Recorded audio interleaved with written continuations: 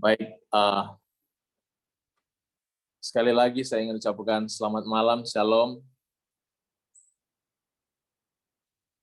Shalom, Pendeta. Shalom, selamat malam. Shalom, selamat malam. Shalom, selamat malam, Pendeta. Terima kasih untuk Shalom, Pendeta James. terima kasih, shalom, Tante. Ini satu sukacita yang bisa saya juga turut rasakan bersama umat Tuhan, di mana melalui pembacaan harian kita sudah masuk pada kitab Yosua pasal 2.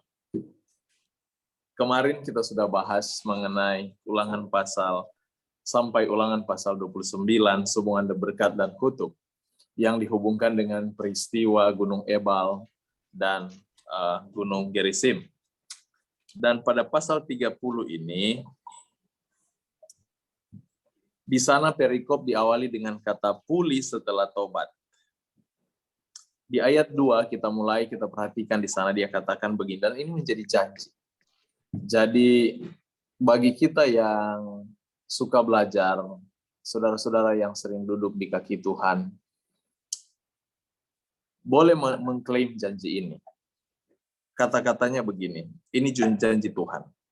Apabila engkau berbalik kepada Tuhan Allahmu dan mendengarkan suaranya sesuai dengan segala yang kuperintahkan padamu pada hari ini, baik engkau maupun anak-anakmu dengan segenap hatimu dan dengan segenap jiwamu, maka Tuhan Allahmu akan memulihkan keadaanmu dan akan menyayangi engkau.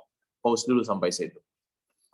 Perhatikan, sesudah Tuhan mengungkapkan kutuk di pasal 28 sampai ayat 68 itu, sesudah ada berkat, dia nyatakan kutuk.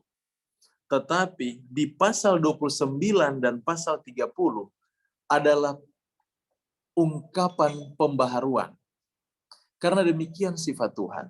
Dia tidak mau kita berada dalam keadaan berdosa begitu lama.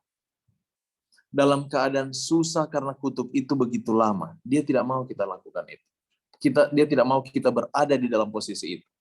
Makanya sesudah dia ungkapkan kutuk di pasal 28, di pasal 30, 29 dan 30, ada perjanjian yang diperbaharui dan kondisi pertobatan. Apa yang akan Tuhan buat bagi mereka yang mau bertobat. Jadi dengan kata lain, di dalam cara Tuhan menyusun kitab ini melalui Musa, Tuhan meminta supaya waktu kita mempelajari akan kitab ini, kita melihat bukan kutuknya, tetapi melihat anugerah Allah di sana. Di mana dia yang mendemonstrasikan kasih-Nya, pengampunannya, bahwa sebesar kutuk apapun yang menimpa kita, itu tidak akan membatasi cinta Tuhan kepada umatnya. Ini yang dia mau coba kita mengerti. Makanya ungkapan di dalam kitab Ulangan pasal 30 ini adalah ungkapan bagaimana Tuhan akan bekerja di dalam penyelamatan. Dia akan pulihkan dari kutuk yang sudah dia bahas tadi. Kutuk itu panjang sekali. Dan kita sudah perhatikan minggu lalu, bahwa kutuk di Gunung Ebal, mereka harus berdiri dan mengumandangkan kutuk itu, tetapi para imam menyembelih domba, menyembelih lembu, dan mereka makan minum bersukaria di situ. Dengan kata lain, Tuhan sementara memberikan pengertian, karena itu adalah bayangan dari apa yang harus terjadi. Kematian Yesus disalib bukan membuat kita bersedih, tetapi membuat kita berbahagia, di mana kita punya pengharapan bersama Tuhan. Ini yang Tuhan mau. Kita harus mengerti sampai di sana. Dan sesudah itu proses kesembuhan jiwa dari dosa, itu Allah kerjakan, dan dia katakan dengan janji-janjinya. Dia katakan, aku akan menjadi Tuhan Allahmu, aku akan mendengarkan seruanmu, dan keadaanmu akan kupulihkan. Malah di ayat 6, coba buka dengan saya di ayat 6, dia katakan, dan Tuhan Allahmu akan menyunat hatimu. Ingat, di dalam konsep sunat, Itu bukan masalah konsep memang Tuhan suka supaya orang menderita. Tidak. Bukan pengertian sunat supaya orang itu menderita. Memang kalau orang disunat itu menderita, sakitnya minta ampun. Tetapi di dalam konteks sebenarnya waktu Tuhan mengajarkan sunat kepada Abraham, ingat pasal sebelumnya menceritakan bahwa Abraham tidak percaya sama Tuhan, dia pergi dengan Hagar. Makanya Tuhan turunkan sunat itu. Di dalam konsep pemikiran para teolog yang saya dapati, mereka berkesimpulan begini. Sunat itu ibarat mengorbankan sebagian dari tubuh itu untuk mewakili keseluruhan. Karena Abraham tidak percaya, Tuhan katakan, potong itu. Dengan kata lain Tuhan seperti katakan, tanpa sistem regenerasi itu, aku bisa buat anak sama kamu, Abraham.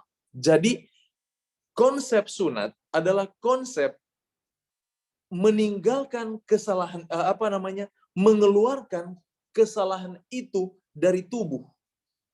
Jadi Tuhan ingin menyatakan bahwa semua dapat saya lakukan karena ingat, Abraham melakukan sunat itu, perintah sunat itu dikeluarkan oleh karena Abraham tidak percaya di dalam konteks kitab Kejadian.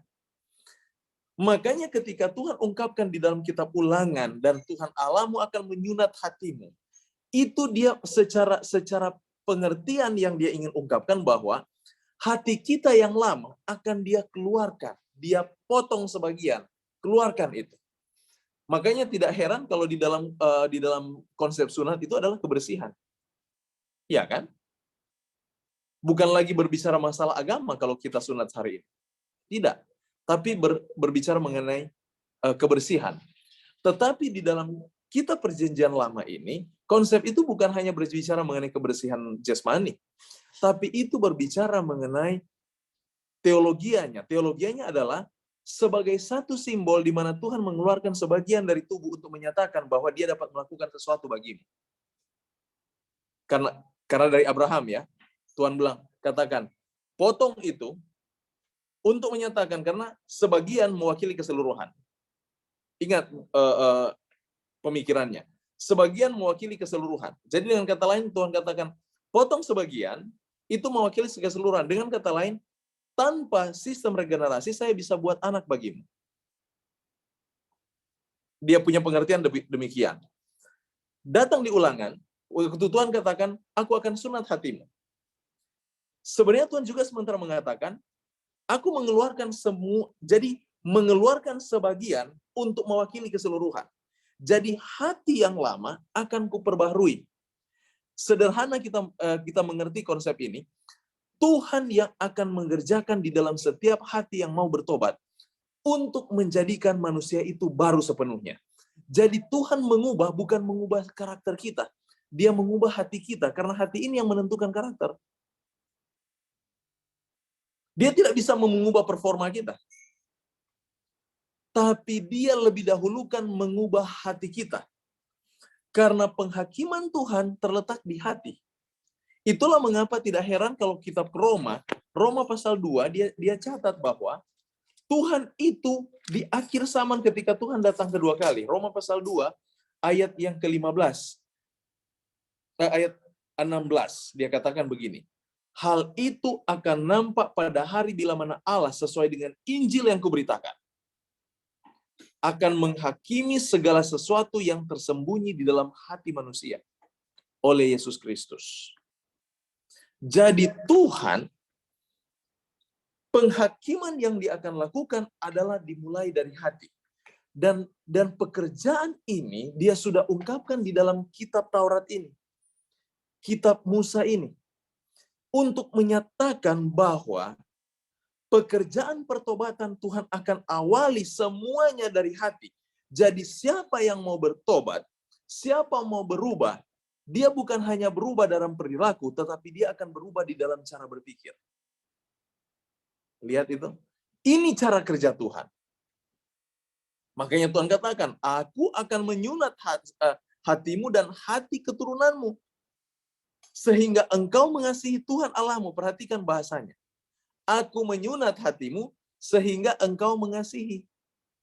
Mengasihi siapa? Mengasihi Tuhan Allahmu. Ini hebat.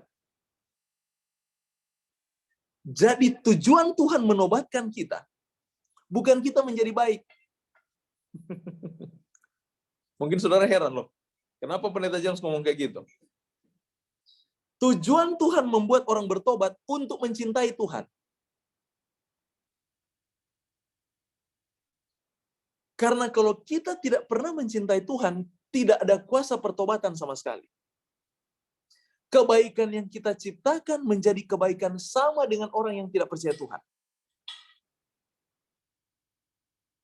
Lucifer bisa melakukan kebaikan bagi saudara. Tapi kebaikannya adalah menuntut nyawa saudara untuk dia. Saudara lihat ini. Setan bisa lakukan kebaikan.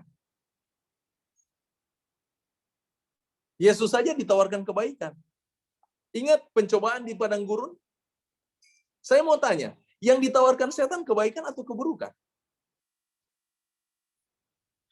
Kan dia tahu Yesus lagi lapar. Betul tidak? Dia tahu Yesus lagi lapar. Yang dia tawarkan ke Yesus apa? Buat roti. Saya mau tanya, itu baik atau salah? Tapi tujuannya supaya Yesus menyangkal imannya. Jadi kebaikan bisa setan buat. Tapi kebaikan itu akan menghasilkan pemberontakan. Makanya Tuhan tidak mau berfokus kepada kebaikan. Dia mau berfokus kepada hati yang mencintai dia. Supaya ketika hati ini mencintai dia dengan segenap hati, maka kebaikan yang kita hidupkan, kebenaran yang kita hidupkan, itu akan membuahkan kesempurnaan di dalam kesucian. Itu yang Tuhan inginkan. Makanya saudara kalau melakukan kebenaran, melakukan kebaikan, tanpa cinta Tuhan, itu sia-sia. Karena dari sini saja Tuhan katakan, aku akan menyunat hatimu sehingga engkau mengasihi Tuhan Allahmu. Karena dasar dosa tidak mencintai Tuhan.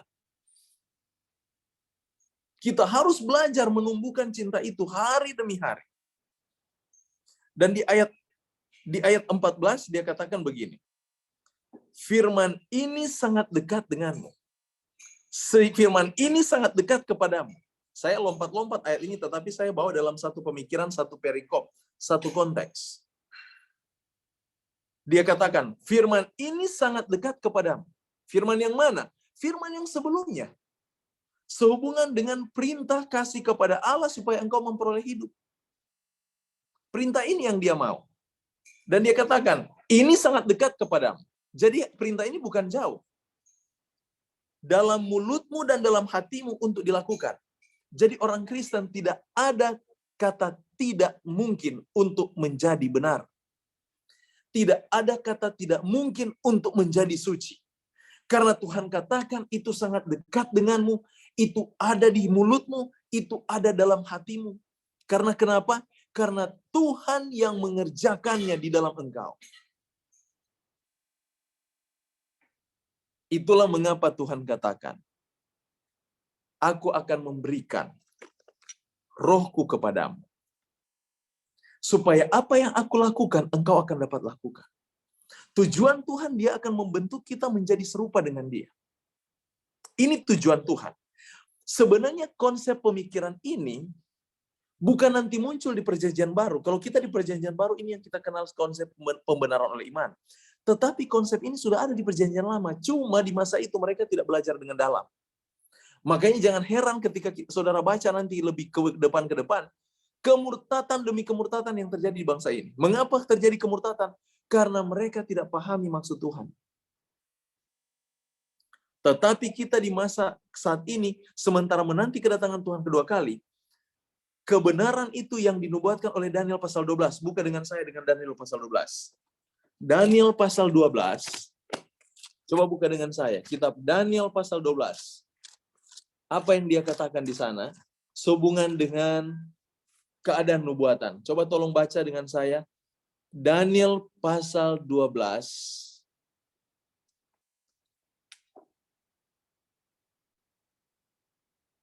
ayat 4. Daniel pasal 12 ayat 4. Ada yang bisa baca? Tolong bacakan ayat ini. Daniel pasal 12 ayat 4.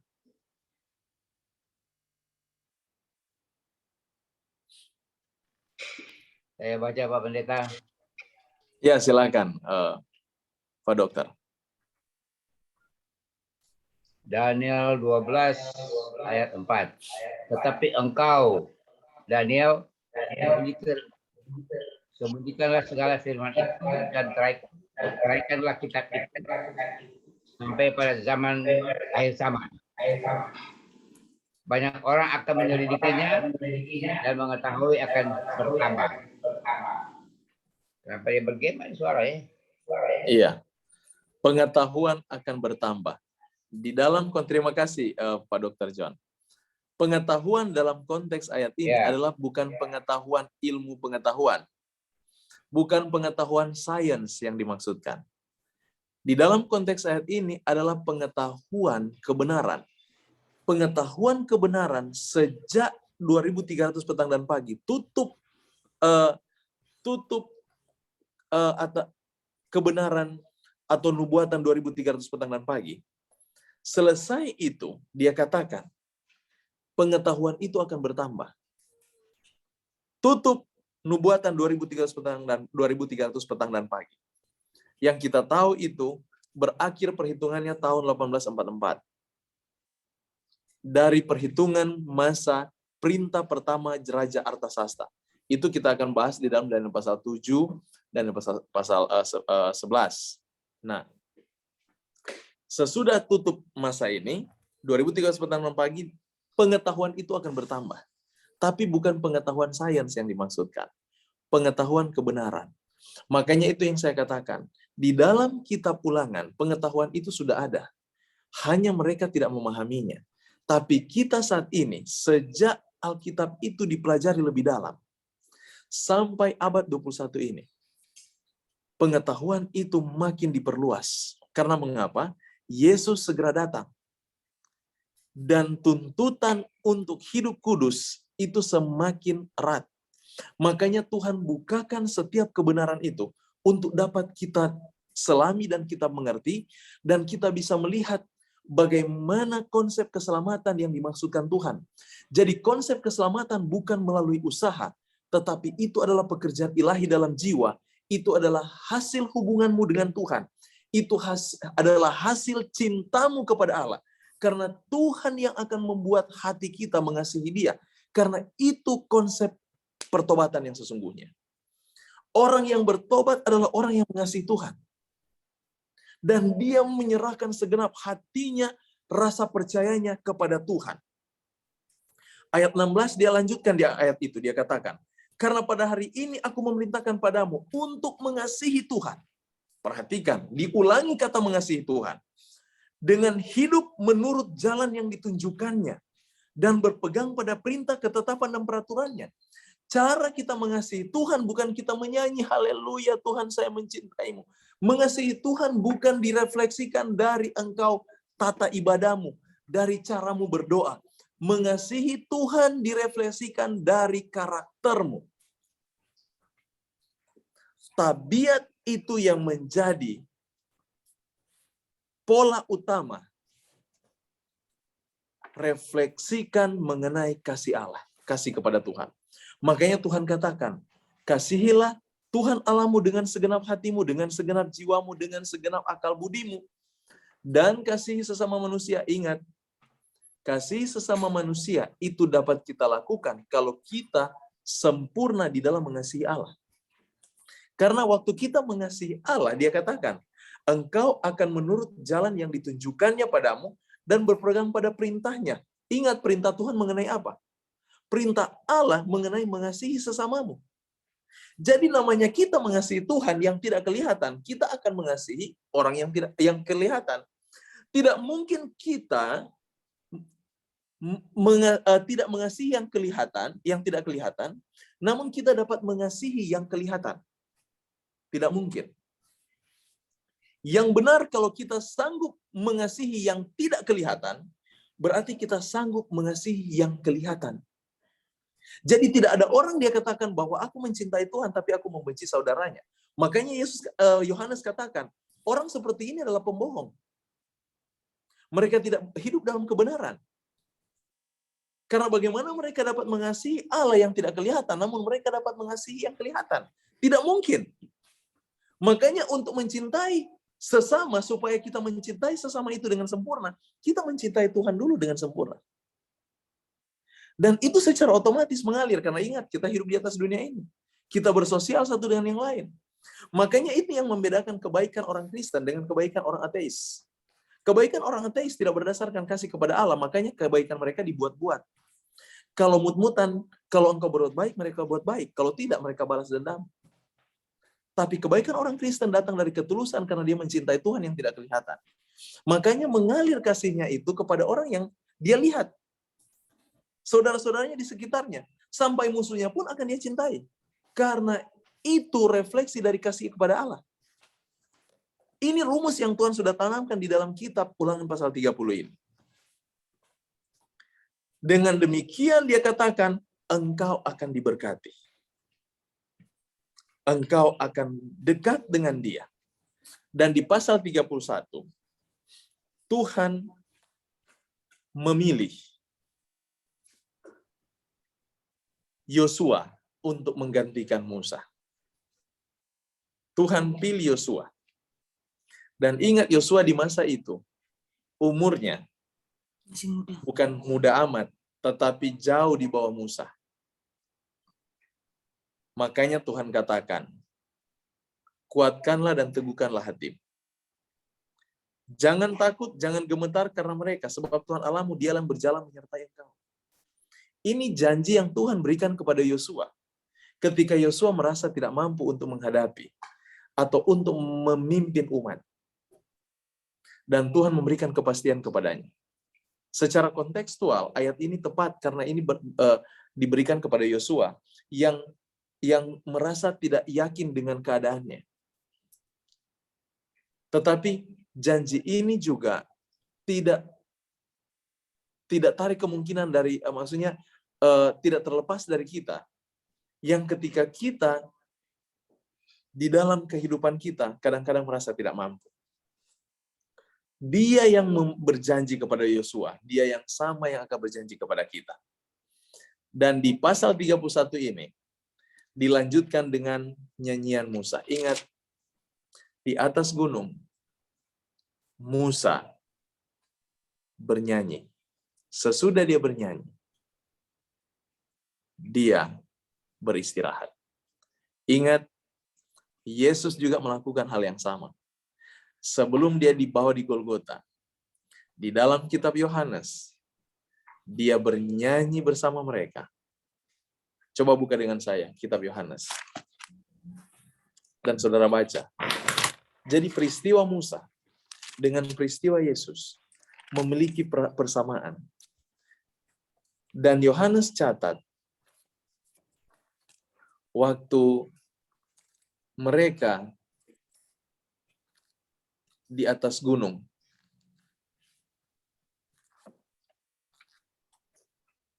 buka dengan saya di dalam kitab Yohanes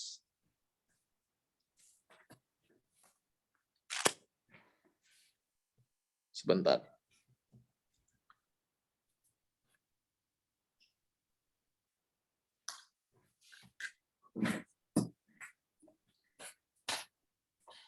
Oke. Saya ingin ambil kesamaannya.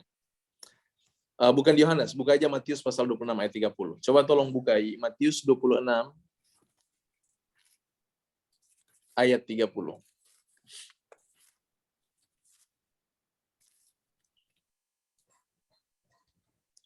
Matius pasal 26 ayat 30.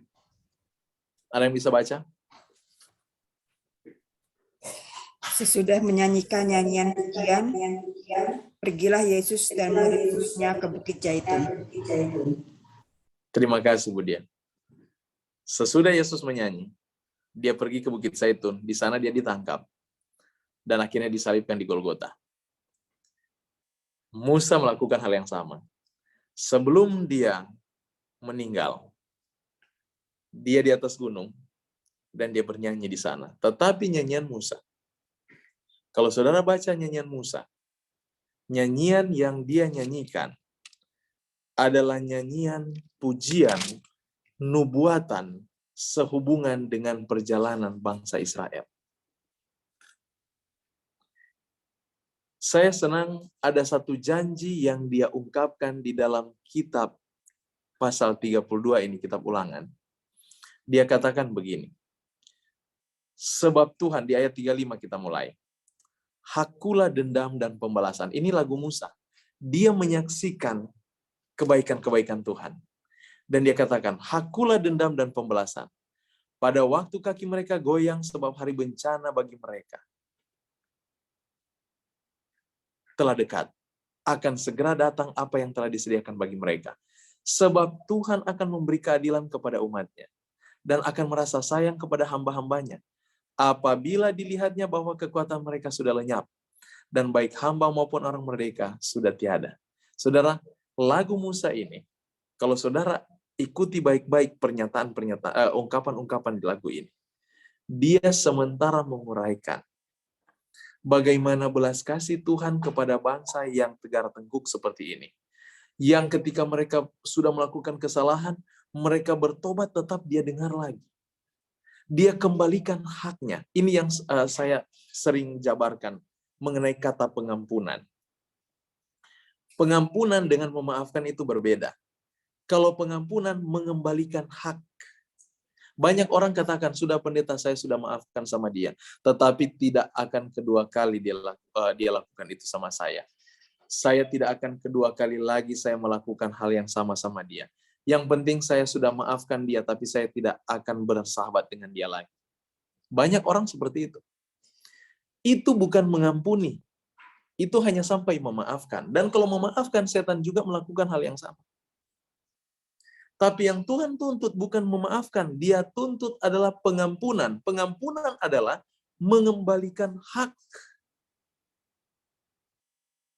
Dan Tuhan di dalam lagu Musa, dia ungkapkan cinta Tuhan, dia ungkapkan karakter Tuhan yang suka mengembalikan hak kepada orang-orang yang mau bertobat. Ketika kita melakukan kesalahan kita dan kita bertobat kepada Tuhan, Tuhan hitung kita seolah-olah kita tidak pernah melakukan kesalahan. Dan hak kita dikembalikan. Saudara lihat. Tidak ada Tuhan di bawah kolong langit melakukan hal yang sama. Selain Allah yang kita sembah ini. Makanya di ayat 39 dia lanjut. Lihatlah sekarang bahwa akulah dia. Tidak ada Allah kecuali aku. Akulah yang mematikan, yang menghidupkan. Meremukan, tapi akulah menyembuhkan. Dia menggambarkan bahwa semua peristiwa Tuhan izinkan dalam hidup kita, bukan Tuhan pembunuh. Tidak. Baca baik-baik konsepnya. Ini lagu Musa untuk mengekspresikan karakter Allah. Tetapi di dalam konsep bahasanya seperti Allah yang melakukannya. Tapi lebih jelas kita harus lihat bahwa Allah mengizinkan semua itu terjadi. Segala luka, segala kutuk yang dialami oleh orang-orang yang tidak mau dekat dengan dia. Tapi ketika Tuhan tobatkan dia, dia mau kembali sama Tuhan. Tuhan kembalikan haknya dan Tuhan pulihkan dia.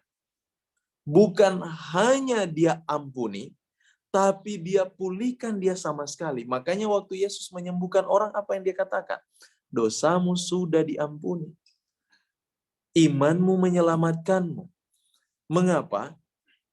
Karena pemulihan dari Allah bukan hanya pemulihan satu arah, hanya kepada fisik saja, atau hanya kepada mental saja. Tetapi pemulihan ilahi adalah pemulihan keseluruhan. Baik mental, baik jasmani, baik rohani, baik sosial, itu dipulihkan. Makanya saudara, kalau ada Mungkin di masa lalu saudara melakukan kesalahan dan akhirnya tetangga-tetangga saudara memusuhi saudara, banyak orang benci saudara. Jangan perbaiki nama baikmu. Pulihkan hidupmu dengan Tuhan, hubungan sosialmu akan dipulihkan. Karena Tuhan memulihkan bukan hanya bagian fisik, tetapi sosial pun. Asal rohani itu kita serahkan kepada Dia. Kita minta pertolongan Dia. Dia pulihkan sepenuhnya sampai dalam sosial. Makanya jangan heran dalam kitab Amsal. Coba buka dengan saya dalam kitab Amsal. Di dalam kitab Amsal,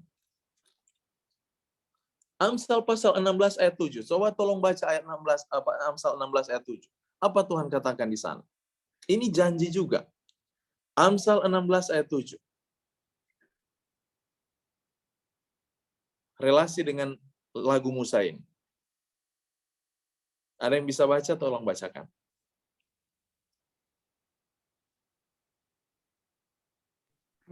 Amsal pasal 16 ayat 7.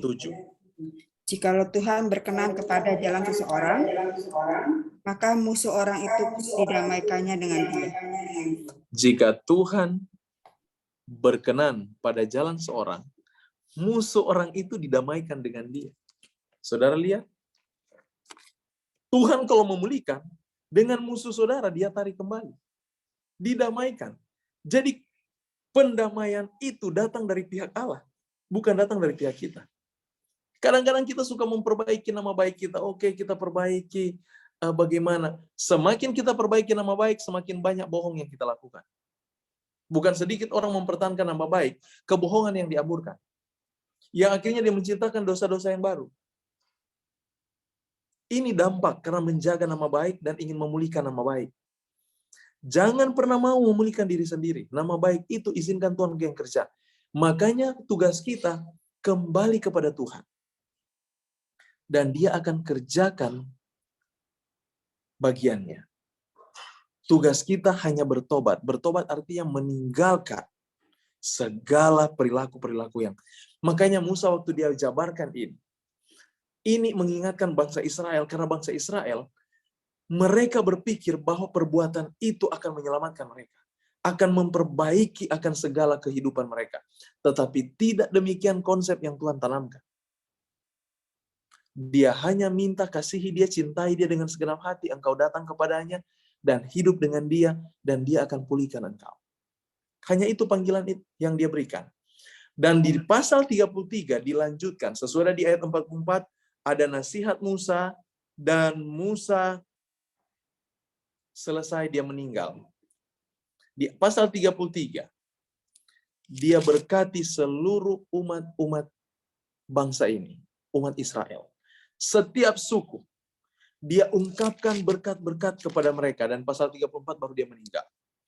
Di pasal 32 tadi, ayat 48, Musa,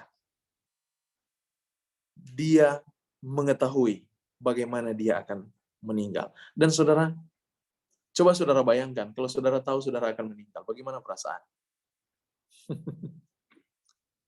Ketakutan atau tidak?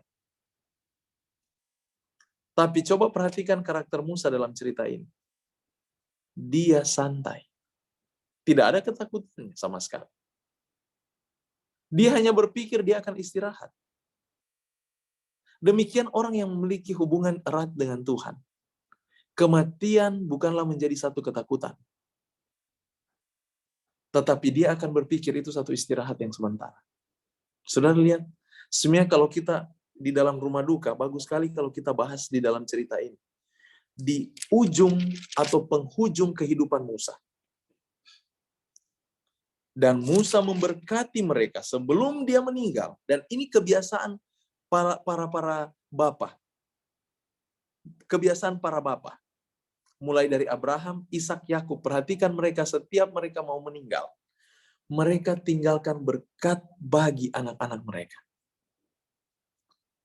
Doa berkat.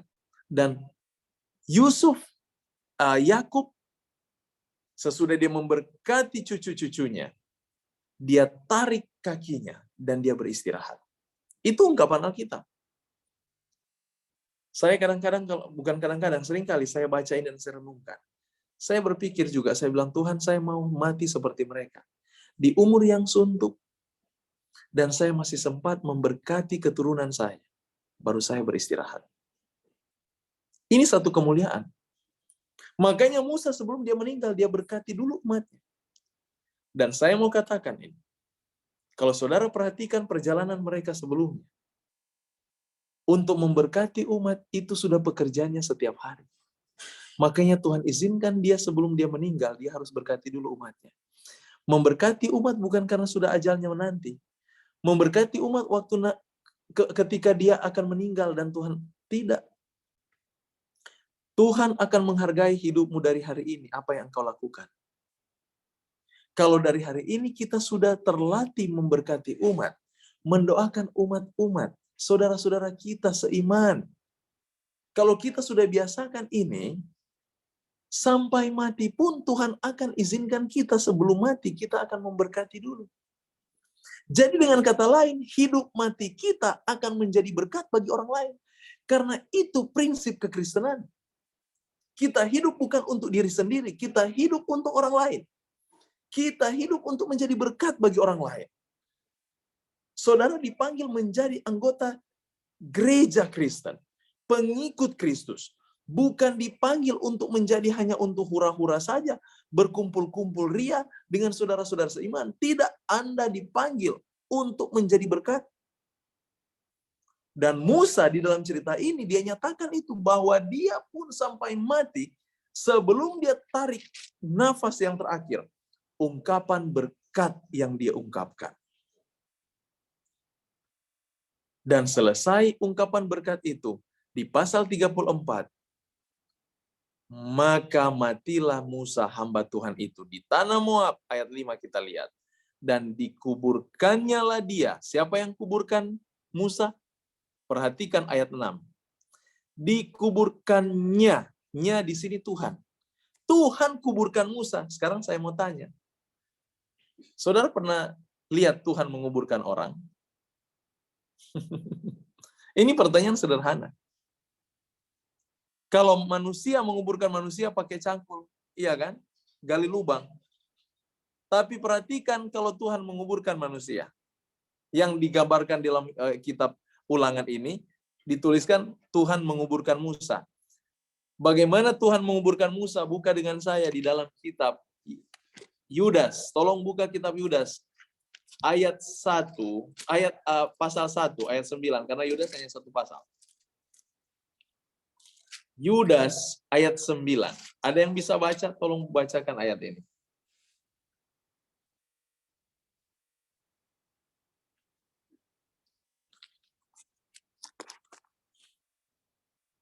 Sudah dapat kitab Yudas ayat 9.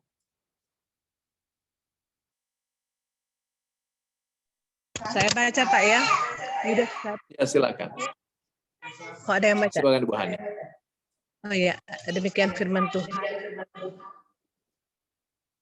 Tetapi penghulu malaikat Mikael ketika dalam suatu perselisihan bertengkar dengan iblis mengenai mayat Musa, tidak berani menghakimi iblis itu dengan kata-kata hujatan, tetapi berkata, kiranya Tuhan menghardik engkau. Demikian firman Tuhan.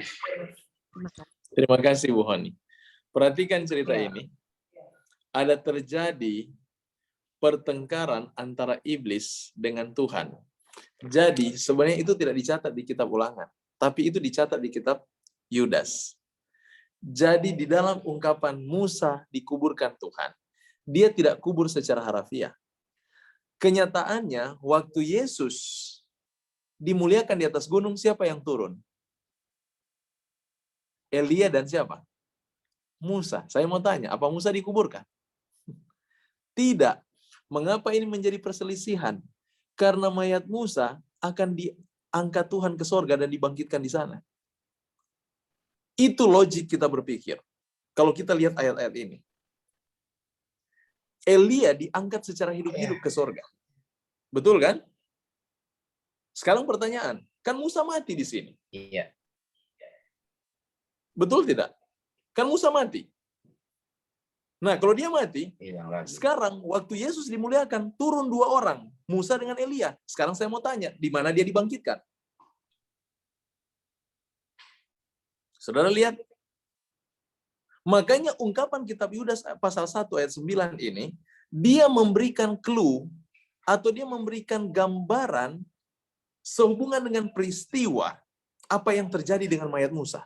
Jadi mayat Musa ini Tuhan tarik ke atas, makanya setan marah. Dia kan pernah berdosa sama kamu, kenapa kamu ambil dia? Bertengkar si setan, dia nggak mau mayat Musa diambil. Dia pikir itu Musa milik dia. Saudara dan saya, setan suka klaim milik dia. Tapi keputusan ada sama saudara dan saya. Kita punya keputusan. Dan keputusan itu nampak dari karakter kita. Kita bukan, tidak, saya mau ikut Tuhan saja. Sementara karakter kita, karakter setan akan klaim, kamu punya saya. Tidak bisa. Demikian Musa yang dia klaim sebagai milik dia. Demikian Musa yang dia klaim sebagai milik dia. Sebenarnya, karena karakter Musa ini,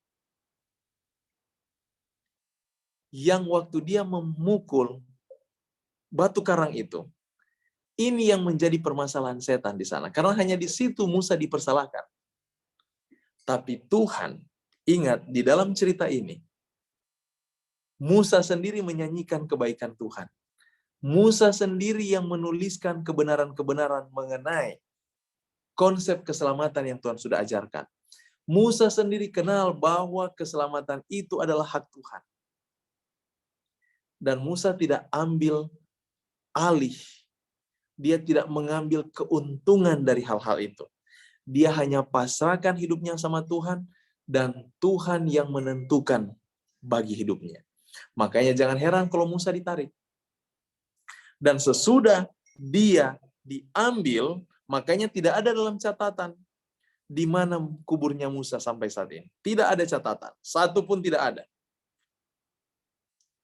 Dia katakan di sana, orang menangis. Orang Israel menangisi Musa di dataran Moab 30 hari lamanya. Maka berakhirlah hari-hari tangis berkabung karena Musa itu. Ingat, 30 hari mereka menangis. Yosua bin Nun penuh dengan roh kebijaksanaan, sebab Musa telah meletakkan tangannya ke atasnya. Sebab itu orang Israel mendengarkan dia dan melakukan yang diperintahkan Tuhan kepada Musa. Seperti Musa yang dikenal Tuhan dengan berhadapan muka, tidak ada lagi nabi yang bangkit di antara orang Israel. Hanya Musa yang pernah berhadapan wajah dengan Tuhan. Dan dikatakan, dalam hal segala perbuatan kekuasaan, segala kedahsyatan yang besar dilakukan Musa di depan seluruh orang Israel. Semuanya menjadi saksi apa yang dilakukan Musa kepada bangsa ini. Karena Tuhan. Makanya mereka tangisi dia. Tadinya mereka berontak kepada dia. Mereka bersungut kepada dia. Saudara, ini jadi pelajaran. Apapun yang orang akan katakan mengenai kita, tapi selagi kita melakukan itu kebenaran, selaras dengan apa yang Tuhan perintahkan, ada satu masa di mana mereka akan tahu persis, entah saudara ajarkan itu baik atau salah. Ada satu orang pendeta, kaum awam ya, jemaat. Dia bilang begini, ada 2 pendeta di jemaatnya. Yang pendeta satu suka ikuti kemauannya. Jadi dia tahu dia salah, bukan dia tidak tahu. Tapi pendeta yang satu selalu ikuti, walaupun salah, ikuti. Untuk bahasa jeleknya mencari aman. Yang pendeta satu tidak, dia prinsip. Jadi kalau dia tidak suka, itu salah. Dan pendeta ini sering dimarahin. Karena kesannya dia keras kepala.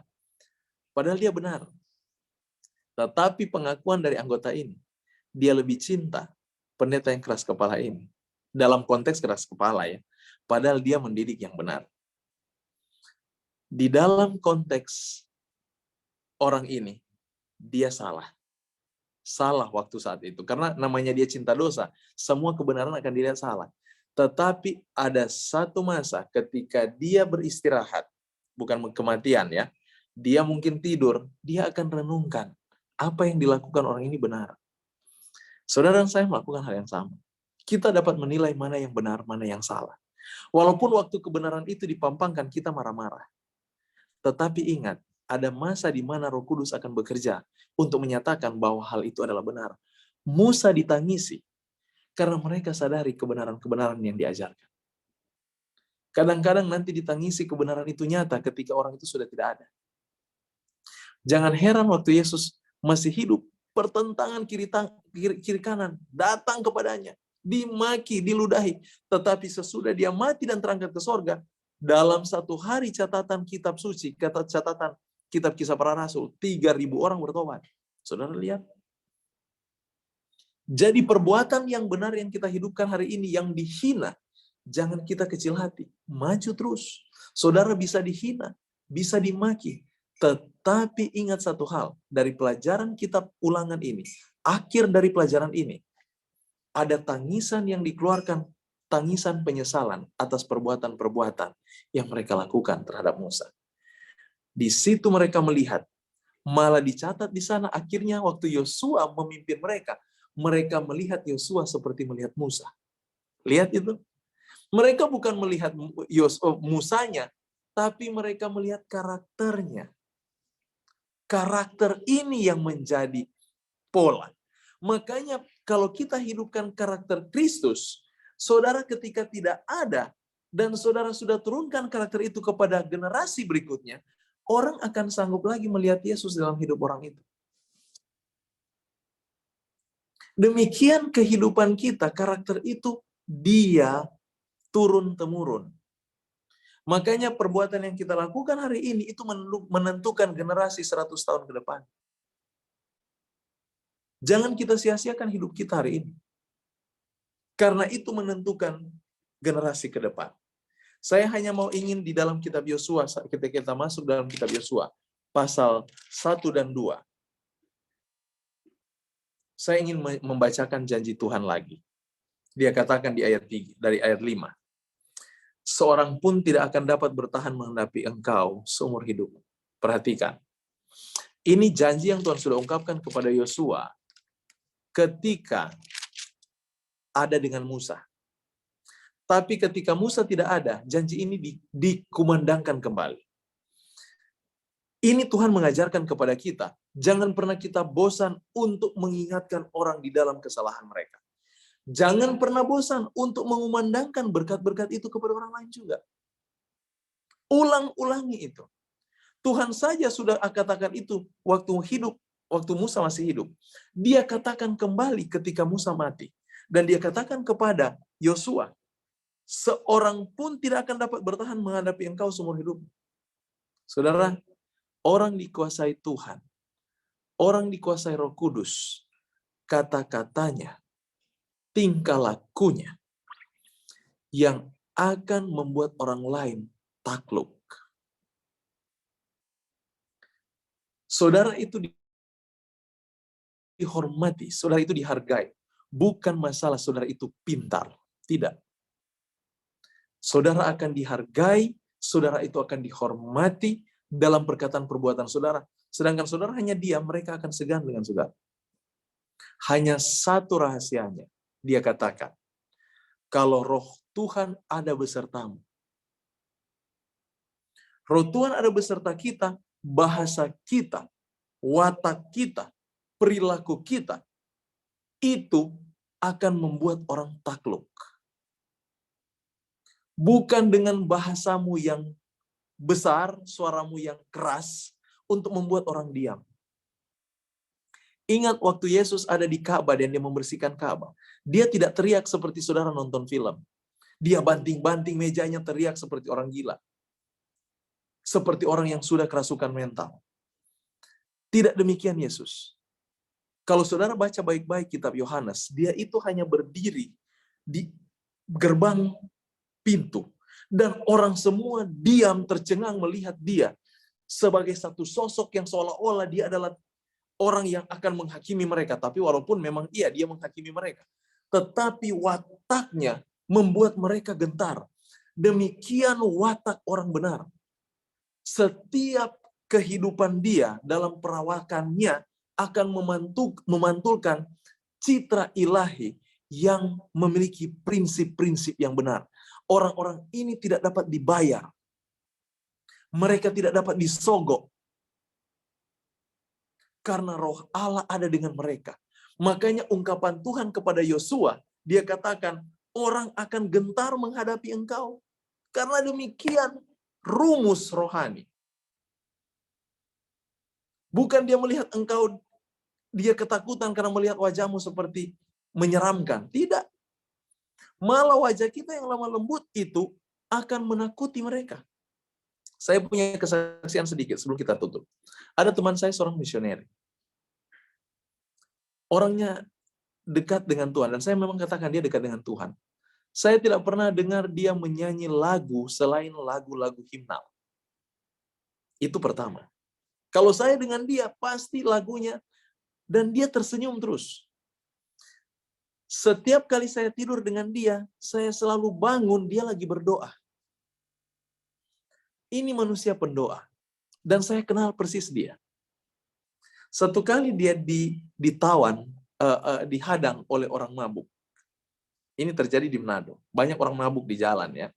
Jadi kalau kalau ada orang di pinggir jalan mabuk, jangan berani maju terus. Mereka akan cari hal itu, cari perkara. Teman saya ini, misioneri, dia maju terus. Dan orang mabuk ini hadang dia.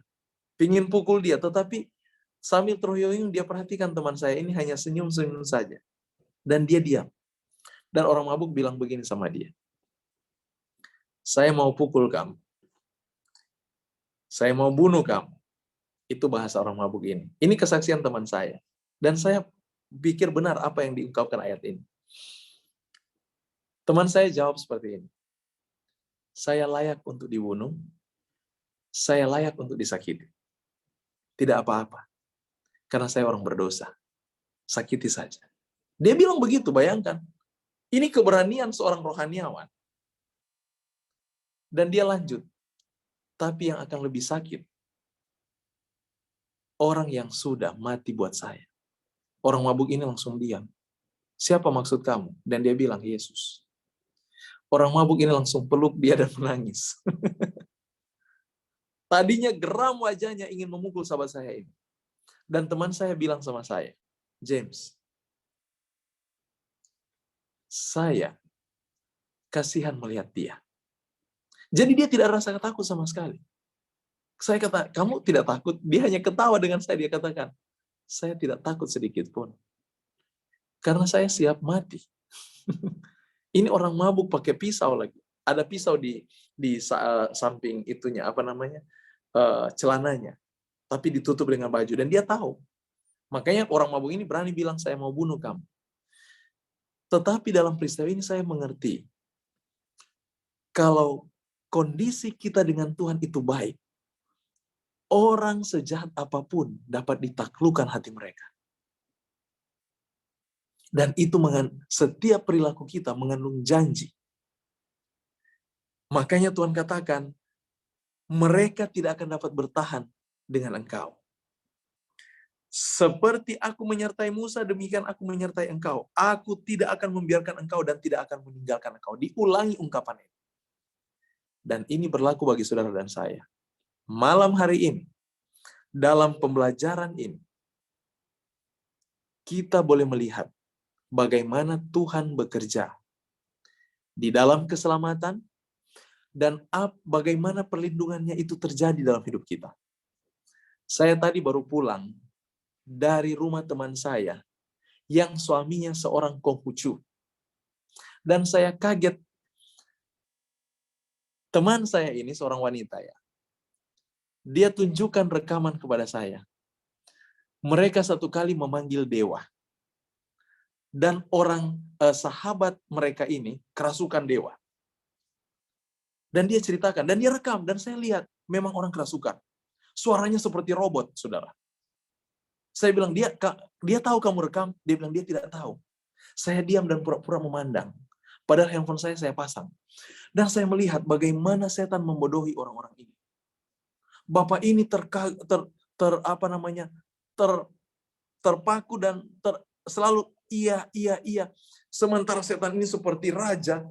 Orang ini yang sementara kerasukan, matanya putih naik ke atas, dan dia berkata-kata seperti orang yang berhikmat.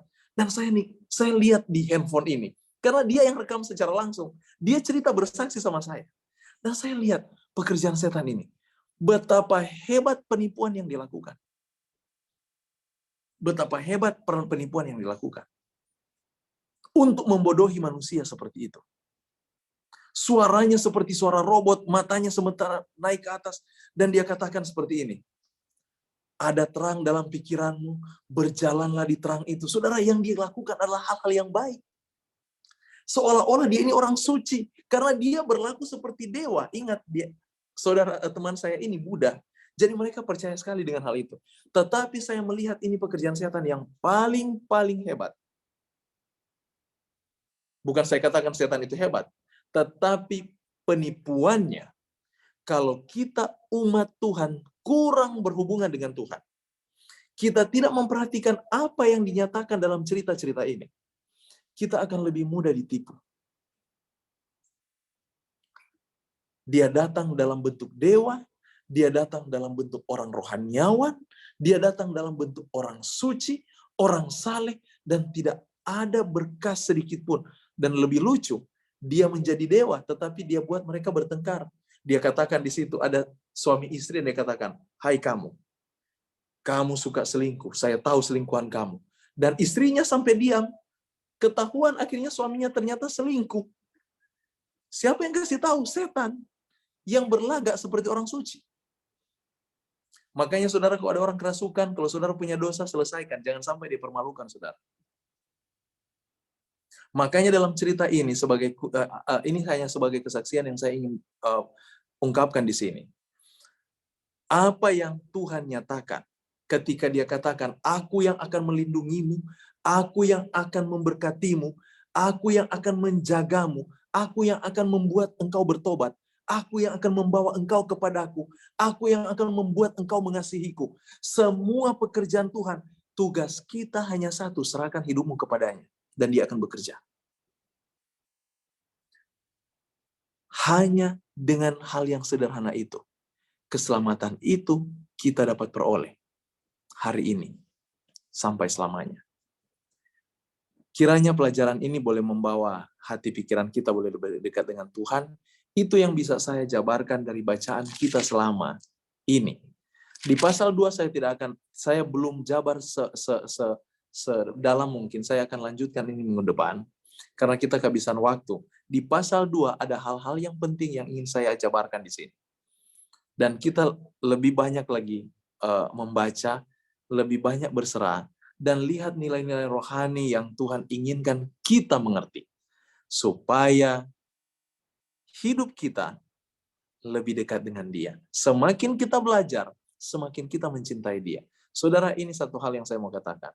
Kalau saudara belajar firman ini, dan pertumbuhan cinta kepada Yesus tidak ada, lebih baik saudara baca lagi dari kitab Kejadian. Mundur lagi, jangan maju terus. Mundur lagi, dan dalami cintanya setiap pasal. Kiranya nama Tuhan dimuliakan. Saya doa dalam nama Yesus. Amin. Kalau ada pertanyaan, tambahan, atau sanggahan, saya persilakan. Kita diskusi di sini. Silakan Pak Gibson, mungkin ada.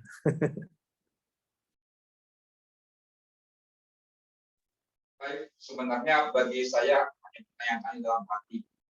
Jadi sebenarnya kelihatannya manusia ini quote unquote seperti semuanya dikuasai dan dikontrol dan dipengaruhi oleh Roh Kudus. Karena tidak mungkin kita bertobat kalau bukan Roh Kudus. Tidak mungkin saya mengatakan saya minta maaf kepada seseorang kalau bukan dorongan Roh Kudus. Dan tidak mungkin saya jatuh ke kaki Yesus menyembah Dia kalau bukan Roh Kudus juga. Nah, artinya, jadi sebenarnya kita ini kelihatannya kita harus isi bensin kita tuh Roh Kudus. Jadi karena energi ini Roh Kudus, kira-kira gitu. Gimana menurut pandangan pendeta? Terima kasih. Terima kasih Pak Gibson. Ini baik sekali, benar ya. Hanya ada dua penguasa. Setan, Tuhan. Kalau kita bicara penguasa, artinya oknum yang menguasai kita. Makanya kita ini tidak ada apa-apanya. Tidak apa-apanya. Ingat, kita hidup di dalam the great controversy.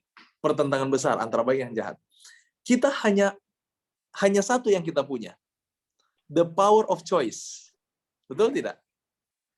Kuasa memilih, kuasa berkehendak. Berkehendak pun itu karena ingin memilih. Tidak berkehendak dengan kehendak saya, tidak. Berkehendak untuk memilih. Nah, hanya itu batasan yang kita punya. Kekuatan yang kita punya hanya sampai sana. Tidak ada yang lain. Sekarang pilihannya terserah kita. Mau dikuasai Roh Kudus atau dikuasai setan. Hanya itu aja pilihan kita.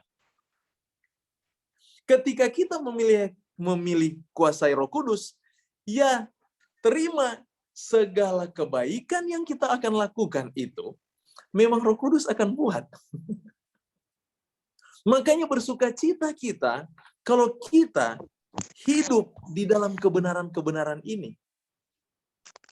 Itu yang harus menjadi sukacita kita. Makanya sukacita orang Kristen bukan karena supaya dia masuk surga, tapi dia merasakan hadirat Allah. Setuju. Amin. Terima kasih Pak Gibson. Kita semua dapat ya di sini. Jadi memang sudah sampai di sana kita. Jadi kesenangan manusia tidak ada lain selain duduk di hadirat Allah, merasakan Roh Kudus, merasakan cinta, karena hanya Dia membawa damai, tidak ada roh lain. Di luar Roh Kudus, kekacauan yang akan kita terima. Kita sendiri jadi stres. Tapi bagaimana supaya hati kita tenang? Undang Tuhan setiap saat. Menyanyi, puji nama Tuhan. Nah, coba lihat kalau orang senang menyanyi lagu putus cinta, ya putus cinta terus dia setiap hari. Tapi kalau dia menyanyi lagu-lagu pengharapan dalam Yesus, hidupnya akan penuh dengan pengharapan. Dan dia akan merasakan hadirat Allah. Dia akan rasakan itu.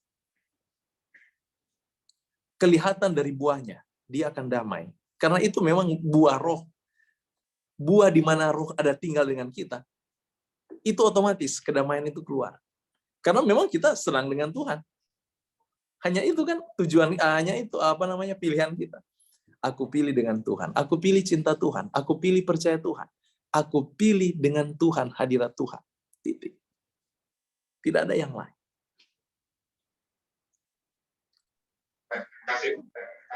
Terima kasih Pak Gibson. Ada lagi yang lain? Pak John tadi saya lihat ada buka kamera.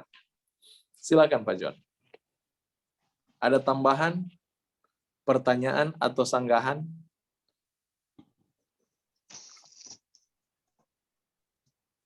Oh, silakan Ibu Juanita. Silakan. Ya udah. Pak John dulu. Bagaimana Pak John?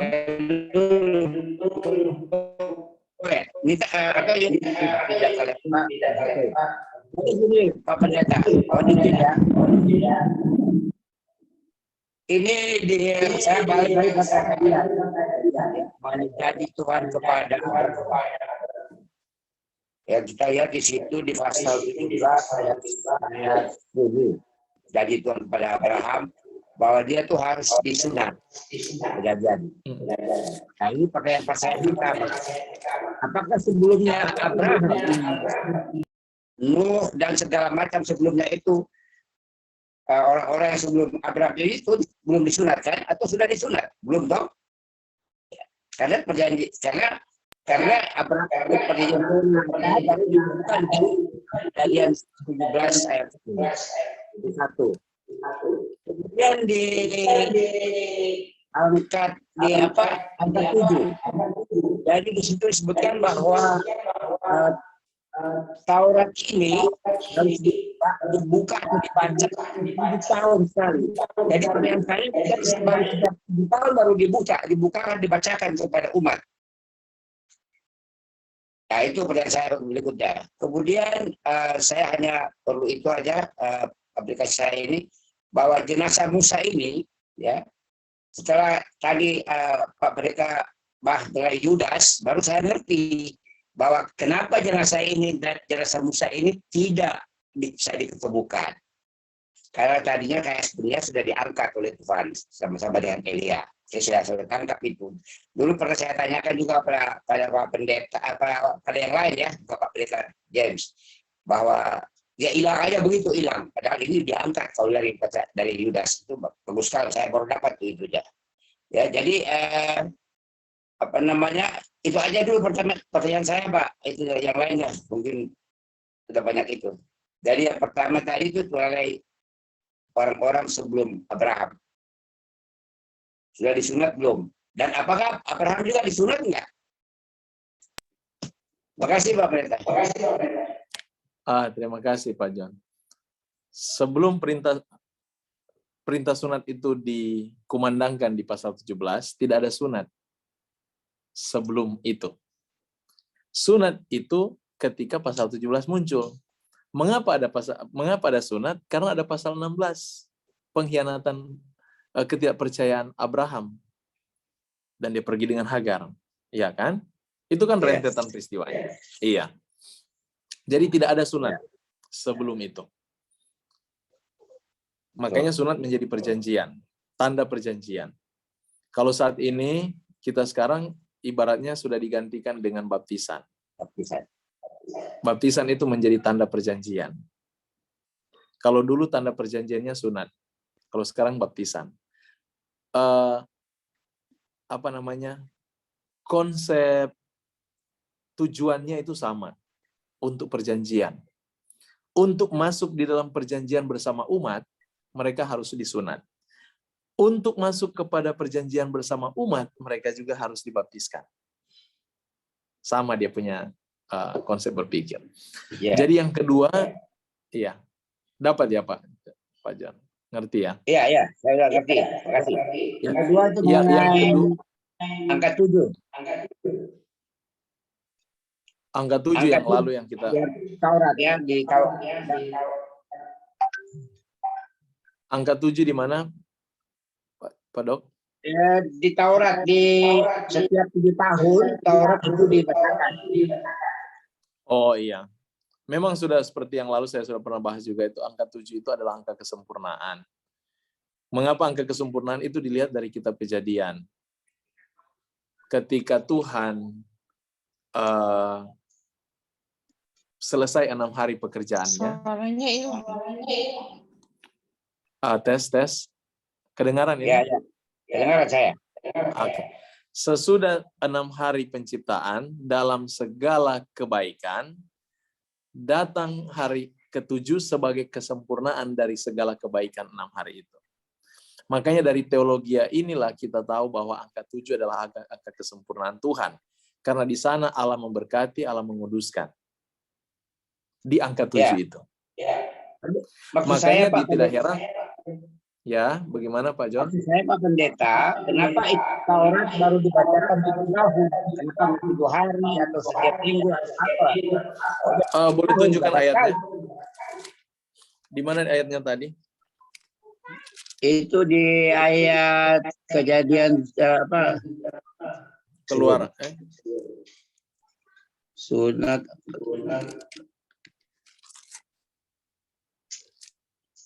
Di mana itu? Bukan Kejadian, di Ulangan. Ulangan pasal. Bentar.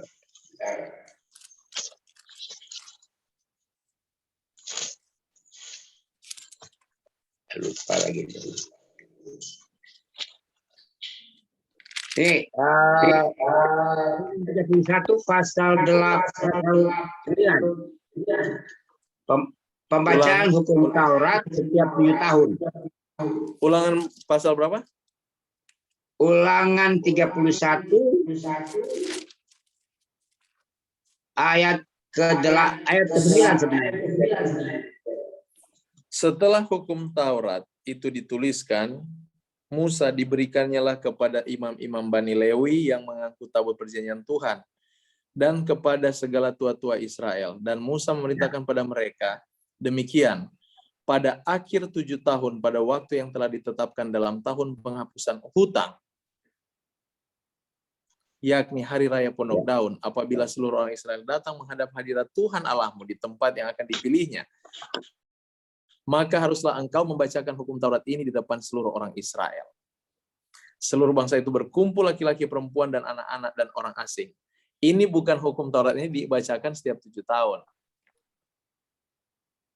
Hukum Taurat itu biasa mereka bacakan setiap hari Sabat. Tapi dia hanya ingatkan, apabila tahun ke-7 ada tahun Yobel, tahun pembebasan, dan di sana ada upacara, ingat kalian bacakan juga itu. Itu maksudnya. Jadi yang hukum Taurat itu tetap dibacakan di hari raya itu. Jangan lupakan itu. Itu maksudnya. Tapi kalau pembacaan hukum Taurat itu setiap Sabat. Setiap hari ke-7. Itu dibacakan. Tetapi ada juga untuk di mana seluruh kitab-kitab itu dibacakan waktu hari Paskah atau pendamaian, Yom Kippur. Itu juga dibacakan di sana. Iya. Jadi Taurat itu selalu dibacakan. Makanya orang Israel hafal mati ini kitab Taurat ini. Mereka hafal memang. Titik koma mereka hafal. Karena itu dibacakan. Dan ingat, bahasa mereka kan terlalu sedikit. Kita aja kalau lihat Alkitab udah banyak sekali nih tulisannya. Mereka itu hanya sedikit. Bisa saja satu dua kata dalam mereka ketika kita terjemahkan sampai 4-5 baris itu. Makna, iya. Karena kita mau tangkap maknanya kan. Tapi mereka itu hanya satu kalimat itu. Jadi mereka lebih dapat menguasai keseluruhan. Mereka hafal memang. Karena memang itu sudah ditanamkan, menghafal ayat-ayat ini. Makanya Yesus, waktu dia dengan setan, dia sudah hafal ayat-ayat itu. Karena itu sudah dibiasakan dari kecil. Itu kebiasaan orang Yahudi. Ya. Jadi itu, Pak John. Bukan setiap 7 tahun dibacakan. Setiap Sabat dibacakan, tapi tahun ke-7 harus dibacakan lagi. Iya. Kalau kitab Taurat dibaca tiap 7 tahun, mungkin nggak ada yang hafal, nggak ada yang tahu. Iya. Oke, terima kasih. Baik, Ibu Juanita. Silakan. Suaranya jelek berarti. Iya. Bergema ya, Pak.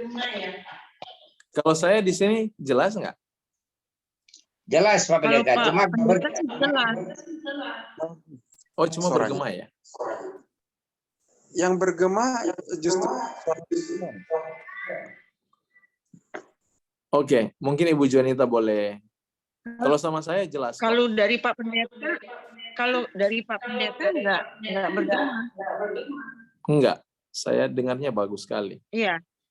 Kalau saya bicara malah kedengarannya bergema. sama. Mengganggu enggak? iya, suara Bu Jonita bergema. Iya, sama saya kayak Pendeta John, Dr. John kan juga tadi bergema. Iya, bergema. Pak Gibson, Iya, kita juga bergema juga. kita juga dengar nggak jelas Bu semua pembicaraan tadi. Oh iya. Info aja. Oh jadi gini, Pak Pendeta tadi kan saya ini sudah mungkin ada beberapa kali saya tanyakan. Pak Pendeta tadi bilang mengenai kalau kita sudah sangat dekat dengan Tuhan, maka kita kan tidak akan takut mati ya. Saya itu begini, sudah ikut belajar terus. Saya merasa tuh saya sudah dekat gitu ya sama, saya merasa dari sudah dekat sama Tuhan dan lain-lainnya. Tapi kalau dengan keadaan kesehatan, Suaranya hilang. saya masih takut mati gitu loh Pak. Jadi gimana itu? Berarti saya belum ada apa-apanya ya Pak? Pak Pendeta. Iya Bu Jonita.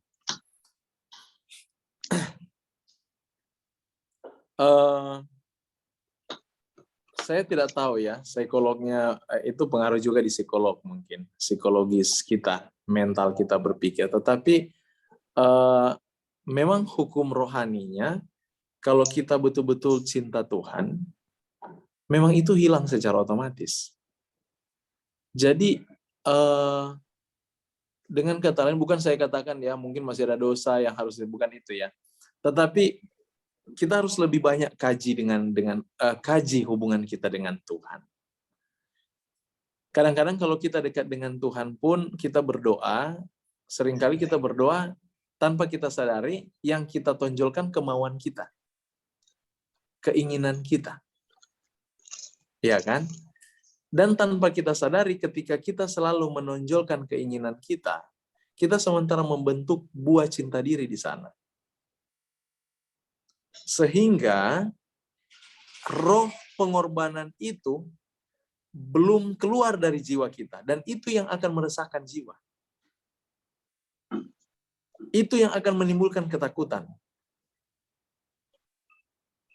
Tapi kalau kita dengan Tuhan, di mana kita akan 100% pasrah kepadanya.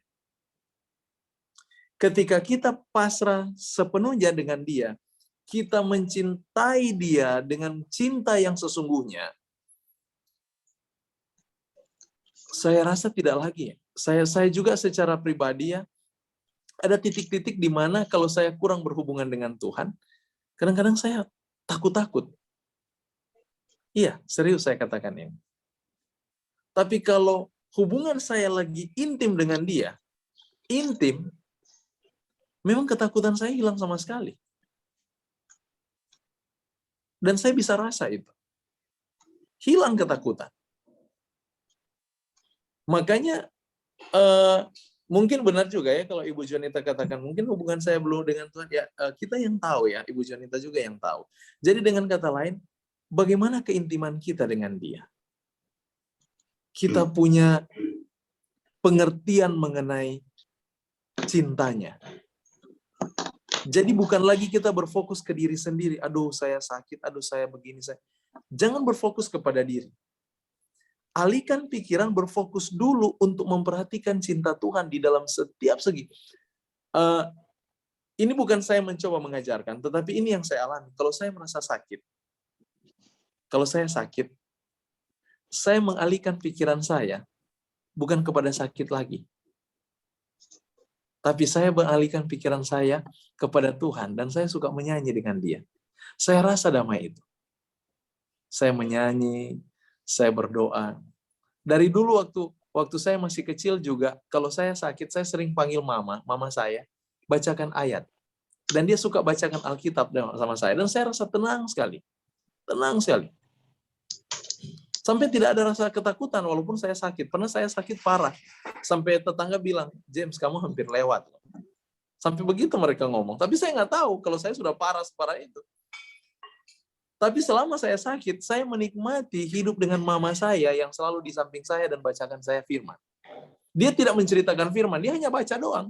Dan saya enak mendengarnya. Hanya itu yang saya rasakan. Makanya tidak heran waktu mama saya meninggal, mama saya paling penakut, takut mati juga orangnya. Tapi saya heran waktu dia mau meninggal, malah dia sudah tahu dia mau meninggal, malah dia katakan sama adik saya, karena saya sudah live duluan di video, dan dia katakan, jangan bawa mama ke rumah sakit, nanti kalian tidak bisa lihat saya mayat saya. Dia sudah tahu dia udah mau pergi itu. Tapi dia berusaha berjanji sama saya, iya saya akan sembuh, saya akan pergi dengan kamu James. Saya bilang, mama, nanti sembuh datang ya ke Jakarta. Iya.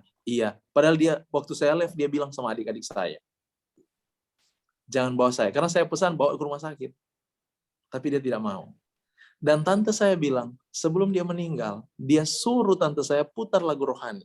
Dan memang itu dia waktu dia masih, dia pun kalau waktu dia sakit dulu, dia suka dengar-dengar begitu. Atau dia suruh aku yang ngobrol-ngobrol masalah rohani. Jadi tante saya bilang, aduh dia mati tenang banget. Tenang sekali.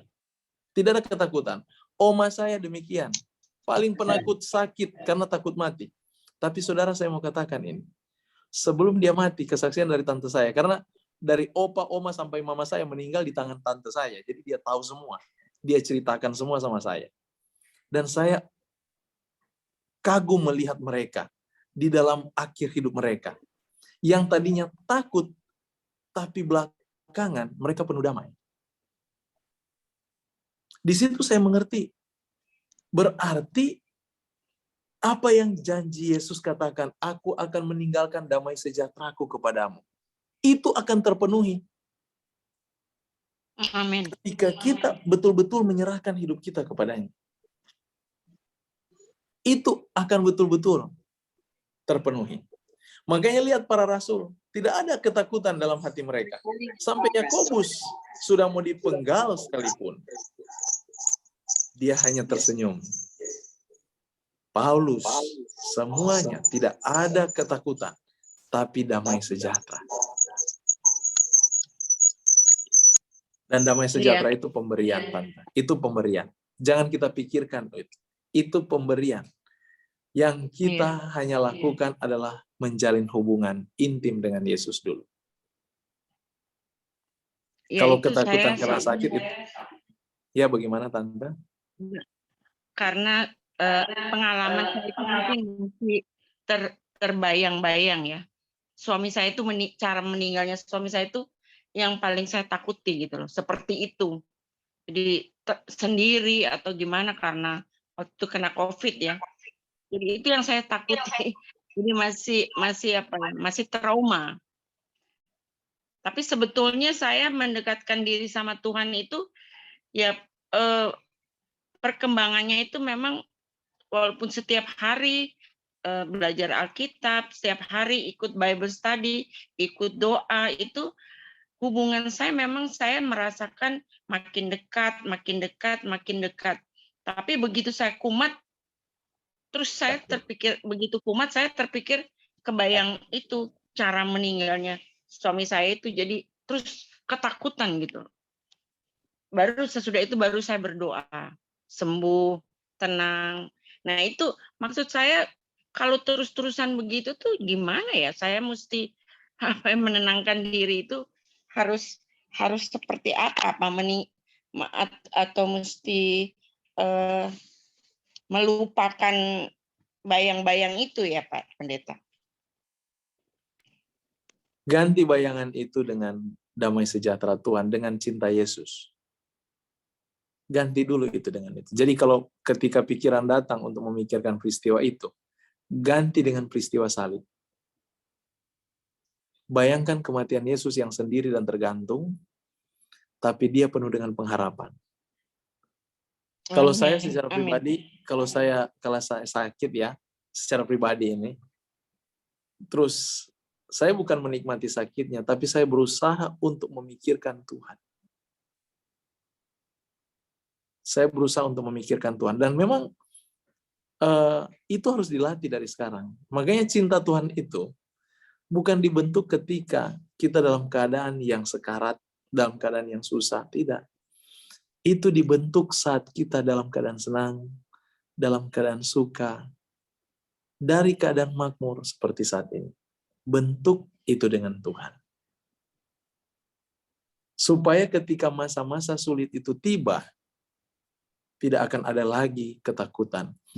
Saya sudah pernah saksikan ada seorang ibu kanker payudara stadium 4. Dia sebelum meninggal, suaminya telepon saya jam 11 malam untuk datang untuk mendoakan. Dan kami datang mendoakan dengan mengurapi dia. Saya dengan pendeta. Dan waktu kami tiba, wajahnya serem sekali, saudara. Saya mau katakan ini. Menakutkan, sampai teman saya jadi takut. Padahal dia polisi. Dia bilang, pendeta, saya nggak tahan lihat wajah ibu ini. Cara tatapnya, melotot, dan memang tajam cara lihatnya. Tapi, waktu kami berdoa, raut wajahnya berubah. Pandangannya berubah. Seperti ada pengharapan di sana. Berubah semua. Dan jam 2 dia meninggal, suaminya telepon, tidak menangis suaminya. Tapi dia katakan, pendeta, istri saya sudah beristirahat. Dan saya senang karena wajahnya damai. Berbeda sebelum pendeta datang. Saya Karena sebelum dia meninggal, kata-kata pengharapan dan kesiapan hatinya yang kita buat. Dan dia siap, dan dia berpengharapan, dan dia beristirahat. Saudara lihat itu. Jadi memang pikiran ini yang harus kita tarik kepada Tuhan. Makanya coba perhatikan di dalam kitab Korintus. Ini ungkapan Korintus dalam 2 Korintus pasal 10 ayat 5. Perhatikan dia katakan di sana. Kami mematahkan setiap siasat orang yang merubuhkan setiap kubu yang dibangun oleh keangkuhan manusia. Ini artinya mematahkan setiap pikiran. Ini maksudnya. Dan dia lanjut, kami menawan segala pikiran dan menaklukkannya kepada Kristus. Jadi sebenarnya kita harus taklukkan pikiran itu kepada Kristus. Jangan kita taklukkan kepada masa lalu kita, kepada hal-hal yang tidak berpengharapan dan mengkhawatirkan. Taklukkan itu pada Yesus. Dan itu yang paling ampuh di dalam mengalahkan kekhawatiran. Hanya mengalihkan pengharapan kita, pikiran kita pada pengharapan. Ya, amin. Terima kasih. Mungkin itu yang bisa saya jawab, Tante. Amin. Terima kasih. Terima kasih, Tuhan Yesus memberkati kita semua. Kita akan segera menutup. Minta maaf, ini waktunya sudah terlalu panjang, ya. Mungkin ada usulan doa. Ya, iya, nanti kita lanjut minggu depan. Ada usulan doa, kita akan sekalian doakan pada malam hari ini.